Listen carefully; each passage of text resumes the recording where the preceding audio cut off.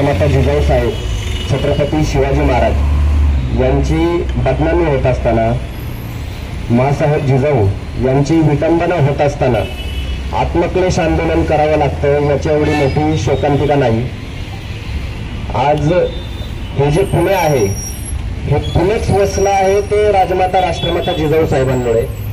या पुण्यामध्ये एकेकाळी गाढवाचा नांगर फिरायला गेला होता। या पुण्यामध्ये कुठलीही लोकवस्ती नव्हती। त्या पुण्यामध्ये छत्रपती शिवाजी महाराजांना सोबत घेऊन राजमाता राष्ट्रमाता जिजाऊ साहेबांनी सोन्याचा नांगर फिरवला आणि हे पुणे वसवलं। या पुण्यामध्ये लोकवस्ती उभी राहिली आणि हे पुणे जे आहे तो पुणे प्रांत संपूर्ण संपन्न झाला।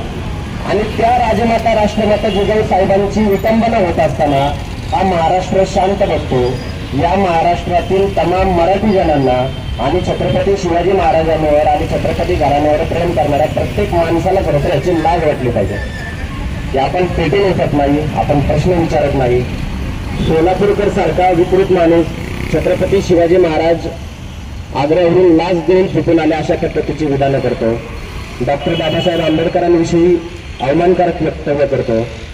त्याच्याही पुढचा कळस कोरटकर गाठतो। कोरटकर राजमाता राष्ट्रमाता जिजाऊ साहेबांची बदनामी करतो। शिवाजी महाराजांच्या बाबतीत अवमानजनक जो आहे तो उल्लेख करतो। हे कमी म्हणून की काय, सोलापूरकर सारख्या माणसाला देखील सुरक्षा मिळते, कोरटकर सारख्या माणसाला देखील सुरक्षा मिळते।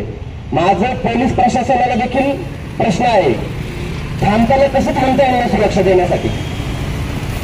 जिजाऊ साहेबांच्या बाबतीत अशा पद्धतीने अवमानकारक बोललं जातं, छत्रपती शिवाजी महाराजांच्या बाबतीत अवमानकारक बोललं जातं। आपण सुरक्षित तरी कसं काही या लोकांच्या उभं राहतो, हा माझा प्रश्न आहे। आणि त्यांना सुरक्षा दिली जाते, त्यांच्यावर गुन्हे दाखल होतात आणि गुन्हे दाखल झाल्यानंतर कोल्हापूर पोलीस ज्यावेळी नागपूरला जाते अटक करायला कोरटकरला, तर तो तिथून गायब असतो।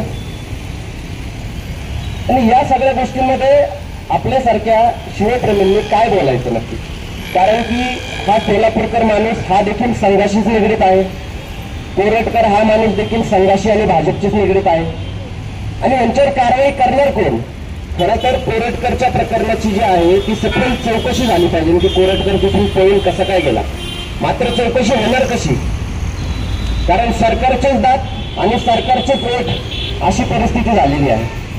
त्यामुळे मला असं वाटतं की या गोष्टीचा कितीही निषेध केला तरी कमीच आहे।